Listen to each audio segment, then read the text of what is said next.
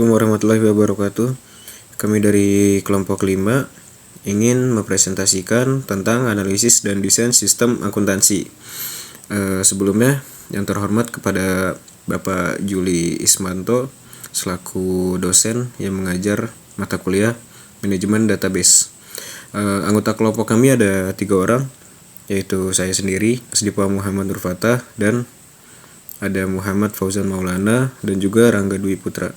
Masuk ke materi pertama, analisis sistem. Definisi analisa secara umum adalah memecah ide-ide atau masalah menjadi bagian-bagian yang lebih kecil.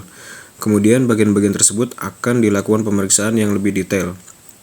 Pengertian analisa sistem adalah penguraian dari suatu sistem informasi yang utuh ke dalam bagian-bagian komponennya, dengan maksud untuk mengidentifikasi dan mengevaluasi berbagai permasalahan, kesempatan dan hambatan yang terjadi dan kebutuhan yang diharapkan sehingga dapat diusulkan suatu perubahan. Pengertian DMS. Pengertian database adalah kumpulan data atau koleksi file atau record yang menyimpan data yang berhubungan dan terstruktur, sehingga mudah untuk disimpan, diperoleh kembali, dimanipulasi, dan dapat memenuhi kebutuhan informasi dari suatu organisasi. Database Management System atau DBMS adalah suatu perangkat lunak yang menyediakan fasilitas yang memungkinkan pengguna untuk mendefinisikan, membuat, memelihara, mengendalikan, dan menangani seluruh akses terhadap database. Selanjutnya, pengelolaan data manual dan database. Secara umum, pengelolaan data secara manual hanya cocok untuk mengelola data dalam jumlah kecil dan informasi yang diharapkan terhadap data tersebut bersifat monoton dan tidak banyak berulang. Kelemahan yang terdapat dalam pengelolaan data secara manual adalah pertama, yaitu adanya duplikasi data. Duplikasi data bisa terjadi karena masing-masing bagian mengelola data secara sendiri-sendiri. Yang kedua, terbatasnya terbagi data. Yang ketiga, ketidakkonsistenannya data. Rancangan database.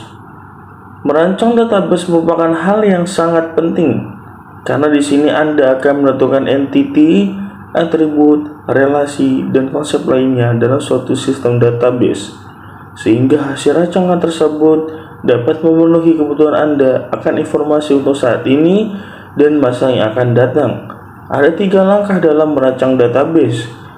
Yang pertama ada perancangan database konseptual, yang kedua perancangan database logik, dan yang terakhir perancangan database fisik.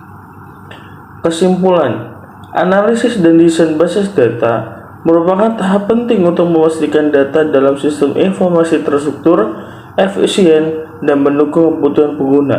Melalui proses analisis yang tepat dan desain yang baik, sistem basis data dapat berfungsi secara optimal, akurat, aman, dan mudah dikembangkan di masa yang akan datang.